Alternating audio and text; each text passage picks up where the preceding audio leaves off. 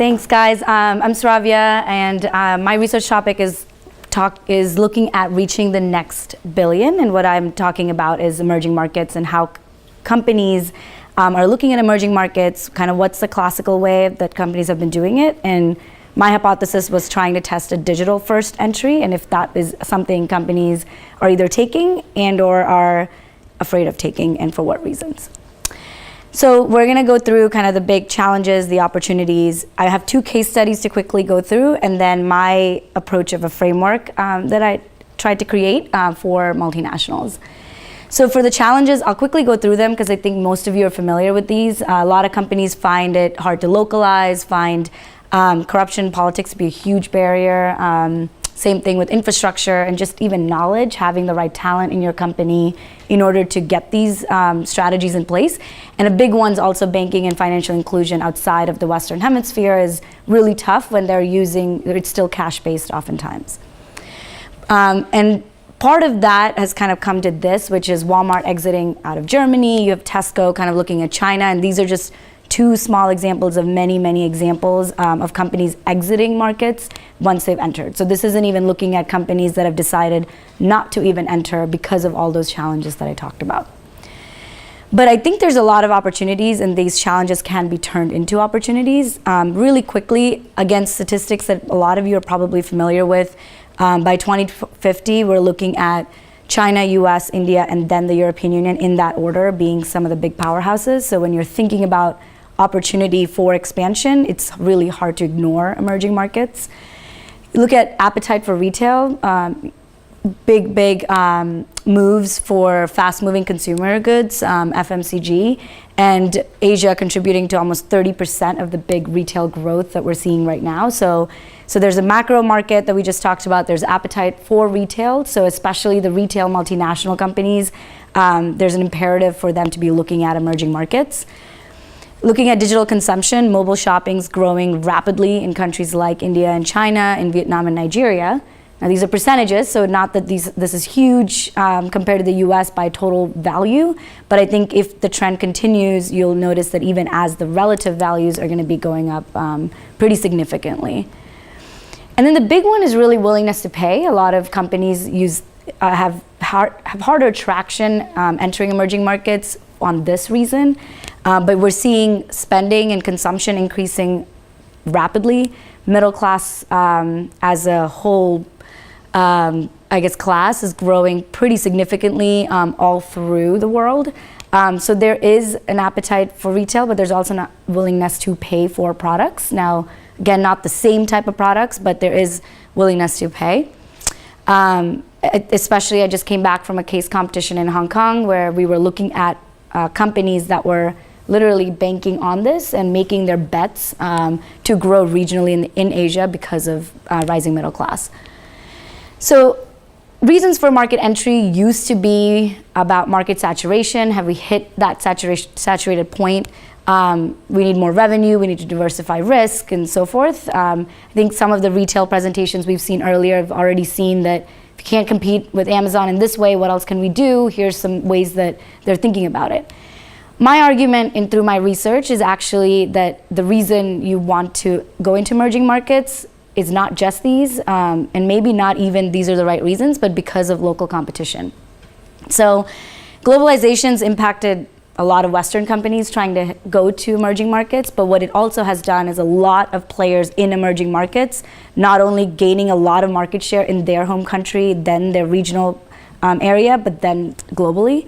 So you're already looking at some of these names some of you guys recognize, and if you don't, you will soon. And or companies here are trying to acquire them. Flipkart example mentioned earlier with Walmart trying to have a deal with them. And I think this is a more compelling reason why companies based in the Western Hemisphere, so that's Europe and North America, have the imperative to go to emerging markets, because otherwise companies like this will try to next target the Western Hemisphere. So that comes to 2 case studies that I wanted to spend a little bit of time on that I think really illustrate this point. So first, I'm looking at Tesco in South Korea. So what's interesting about Tesco, it's a big UK retailer, for those of you not familiar. with Tesco. They saw a huge customer and market opportunity in South Korea, and then in the 90s, mid to late 90s, they entered South Korea through a physical presence. So they, put up a lot of stores through partnerships, especially with Samsung and others, to gain some legal requirements in-house in South Korea. And in about mid 2000s, there's local competition with Lotte and other companies that have started to really concern Tesco if they still can keep the market in South Korea. Now, back in the day, they would open more stores, they would try to engage customers through a physical presence, which is what Tesco's playbook has been, and so same thing with many of the other physical retail stores. But what I thought was interesting in this case was that they actually went the digital route. So they didn't use it as an entry strategy, but they used it as an expansion strategy. They looked to see that a lot of South Koreans' habits are, because they're extremely hardworking, a lot of their time is limited and a lot of their commute time is precious. So they were looking at starting from office to home and how much time South Koreans are spending in that time, and especially in the subways, and created a digital market for groceries in subway stations. So you could use your app to buy a product, and by the time you get home, finish your commute, the product would be there or ready for you to purchase. One example of many, but this really perplexed me because my hypothesis was, because of all those opportunities that I showed you guys and how much digital is growing, mobile's growing, there's all these awesome opportunities, I thought digital entry would be a lot more commonplace. But what I saw actually that it wasn't. You look at H&M, they opened 15 stores within 2 years of entering India, massive growth there. An online store was only added in 2018, almost 3 years later. But then you look at IKEA, they're opening their first store in India in 2018, but they are now doing an online store after their physical store in 2019. Again, not an entry through digital, but an expansion through digital. But what is interesting in these cases is that the gap is decreasing. So Tesco took longer time, and rightly so because of the consumer trends at that time. But you look at H&M, look at IKEA, this is more of the model a lot of companies are looking at in emerging markets, which is start with physical but quickly go to online. And that gap between those two is shrinking with more and more examples that I look at. Now, the other flip side, what I was telling you guys earlier, was about local competition, right? So the second case study I wanted to look at was Mercado Libre. This is the eBay of Latin America. If you've traveled through there or lived there, probably recognize this because it's as ubiquitous as Amazon is here. So they are growing rapidly, but their biggest concern is, as you can expect, Amazon, Walmart, Alibaba, all trying to figure out Latin America, which is, for multiple different reasons, has not grown as fast in terms of multinationals coming in as maybe India, China, and some of the other Asian BRIC countries. What's interesting here with Mercado Libre is they're using what I'll borrow from Professor Adner's ecosystem carrier effect. They're looking at their existing play and actually doing add-on services. So for them, for Mercado, they can't compete with Amazon the same way as what I've showed you guys with Tesco, H&M, and IKEA. What they're doing is they're actually created a payment platform, payment solution. They've created retail solutions and even real estate solutions in order to capture customer loyalty across the board instead of trying to compete with Amazon purely on a retail play. So what their focus is on from a digital perspective is looking at how can we enhance, establish, and even drive to as close to maturation as possible of customer loyalty through these digital platforms.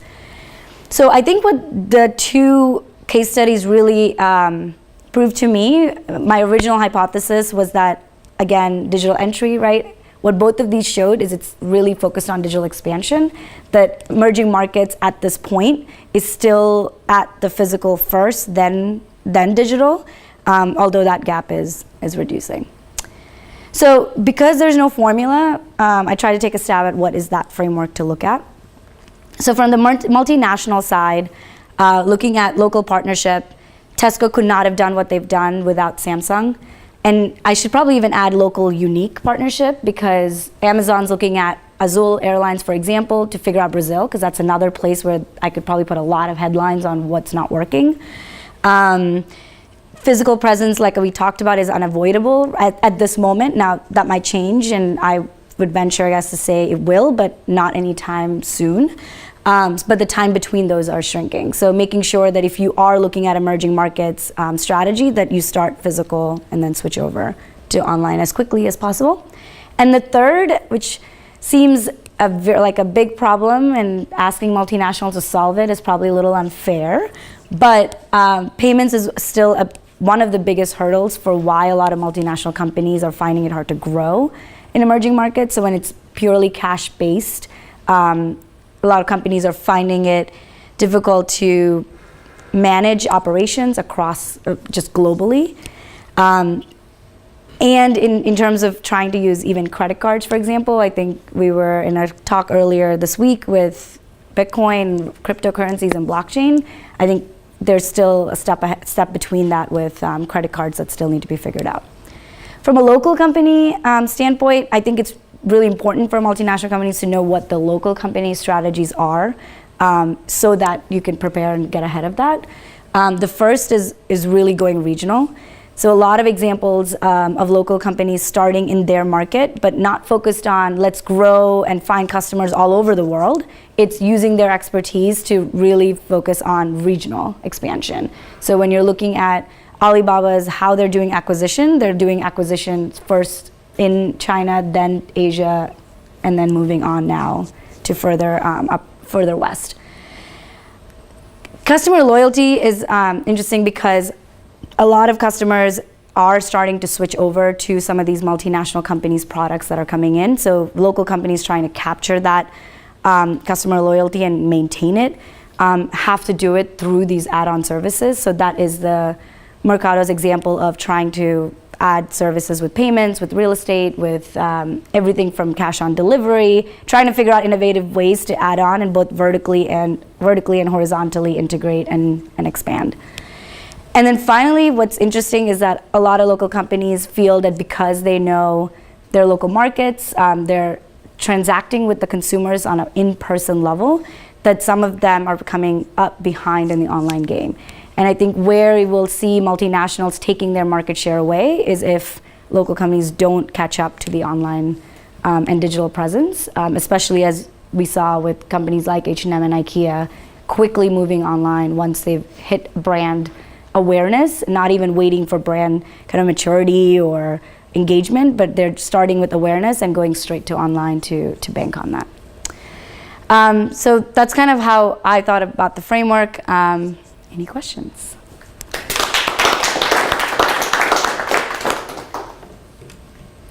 How much is the financial inclusion piece the reason for brick and mortar first and then digital? I mean, it seems like it's a little bit easier for cash transactions to happen, obviously, in brick and mortar. Yeah, I think there's a lot of countries now, India included, but even if you look at some of the really fast-growing African economies, still very cash-based, and that seems fine. And especially if you have a brick and mortar presence, taking cash might seem relatively normal and okay in the course of business. I think what's happening is that as they're trying to capture that willingness to pay the growing middle class consumers, that's where you're starting to see that difference between those that are trying to move from cash to credit card, but not finding that easy to do.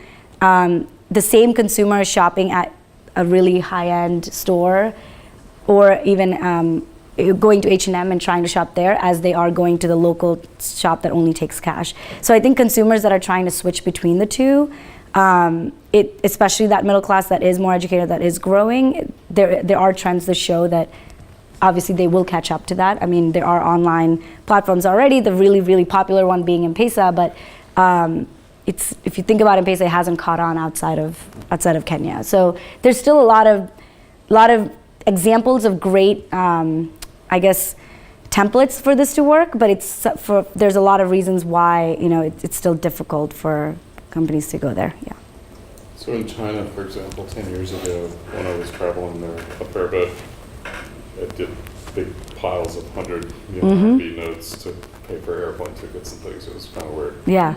Now payments are, Alipay, WePay, and it seemed like it happened almost overnight.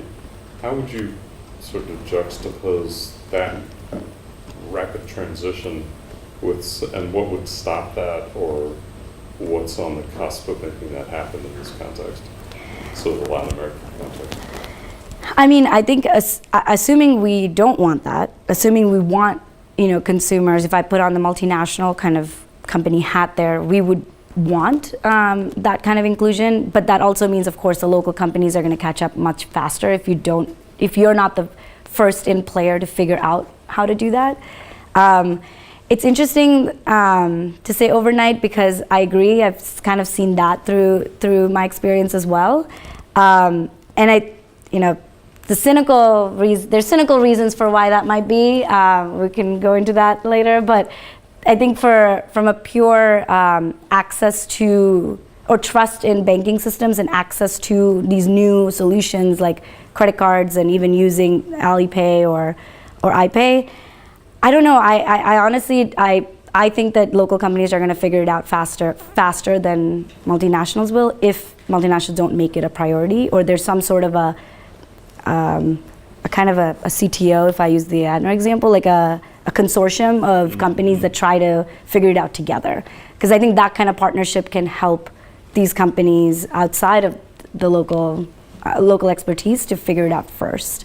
But without that, doing it all on your own, figuring out the payment system in China, the payment system in Nigeria to Brazil, that's a hard problem to solve because it's so different at each country level. Yeah. A lot of the reports of the difficulty has been Western countries going into China or Asia more broadly, or Africa, or even the Eastern Bloc in Europe. Do you see, now there's a potential for companies like Alibaba and Tencent coming to the West. Would you predict they're going to make similar mistakes, or they're not going to make the same mistakes that Western companies made going to Asia? I'm going to go out on a limb. My personal opinion is that they're not going to make the same mistake. And I cite both of those reasons, actually the two, Tencent and Alibaba, they're doing it through acquisition and partnership. Whereas I think, for example, when Walmart tried to go to Germany, they used their copy-paste strategy of what they do and moved it there with some changes to localize. And a lot of these companies are learning from things like that, where because you've created this awesome product, you think consumers in the outside of the US or Western are aspirational for these brands, you make the assumption that you can just do that. I think companies are now starting to do the partnership route, like we explaining with Amazon and others. I think Tencent and Alibaba have already started coming this way, but only through partnerships. They're not making full-on, independent plays here. And I don't think, if I were them, I would never suggest that to them, because even if they are a big name like Alibaba, they don't understand, just like we wouldn't understand the local markets, they wouldn't understand the local markets the same way. So I think that I hope, especially seeing the success of Alibaba and Tencent, or hope to be success of those two companies, that maybe a lot more local companies that are trying to move this way will see that as the good example. Now they have the ability to look at lessons learned from these that we were talking about, and I think they're doing a great job of using those lessons learned and putting that in play in reality. I think they not only have the ability to look at lessons learned and see how things played out, et cetera, but I think there's another big factor in why that won't be the same way, maybe even two more big factors. I think technology is one, and I haven't thought through exactly how that plays.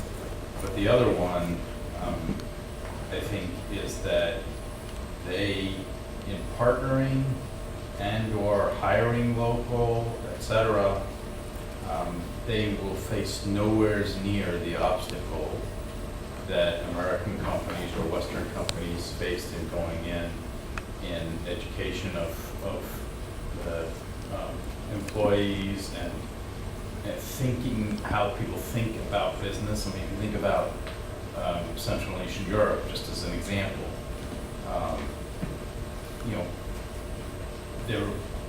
they came from a culture in which business was viewed entirely differently, completely command and control. Consumers had no idea what many of what we would call market concepts are. I mean, take a look at the Russian language, for instance. There is no word for market. It's literally market. There is no word for profit. It's literally profit. And so I think there's just a different set of conditions there for business that don't have to be overcome, and therefore partnerships will be easier, et cetera. I mean, part of the reason why I said is that I do see some of so we'll be interested to see how it plays out. So, so for example, the Wanda bought Ledger Entertainment, which I'm really familiar with, and when they were having trouble with one of the marketing, somebody was criticizing one of their movies, The Great Wall. Oh yeah, Wall of China. Whatever. Yeah. And we talked about this, Great Wall, and Wanda was like, why don't you just shut them down so they can't talk on social media? Just erase everything from social media. And they didn't understand in the U.S. you can't do that. You Right. just can't erase someone from social media. True. And that's the type, they Yeah. they didn't get it. Like, this person criticizing a movie, why can't you just stop them and erase all their, all their activity? And they said, we can't do that in the U.S. Right? Yeah. So it will be interesting, I think. That So it may- your point is there will still be cultural differences and things that one just doesn't understand as a result or can't do as a result. Right, and there are aspects of managerial, what's made them managerially successful from a strategic standpoint that may not translate to the West. Yeah. So, I think another thing I'd like to add to it is that I'm more talking for Chinese companies, when it's successful in overseas market due to the large migrations. And for example, like WeChat, like when you look at their overseas market growth, largely it's because of people from China moving all over the world, and then having that layer and then expand towards the other foreigners.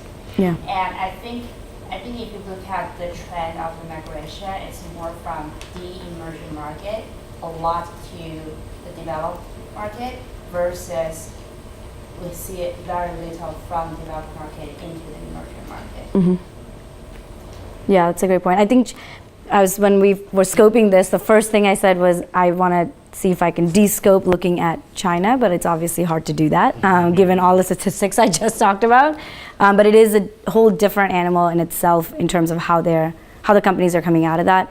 And the same thing in India. Every single company that is in India has to be there through a limited partnership, basically a legal entity partnership with a local company. So the Tata Group is pretty much the reason why a lot of the big names are in India right now. So that might change, but for now, the government relation to the success of these companies is highly tied. And will that continue? I mean, that protection externally is hard, Yeah. right? I mean, to your point, like that's hard to do. Yeah. Export. You can't export that to the U.S. No. Yeah. Thanks, Sravya. Yeah. Thank you.